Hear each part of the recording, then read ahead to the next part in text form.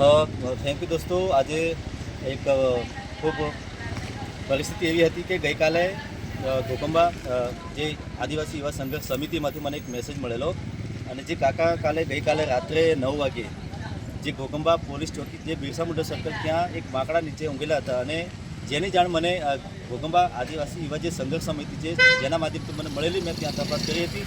જે કાકા આજે છે એમને ત્યાં કંઈક માકડા નીચે ઊંઘેલા હતા, એમાંથી મેં પછી ત્યાં લઈ આવ્યો અને મારી ઓફિસ પર એમને મેં આખી રાત રાખ્યા હતા.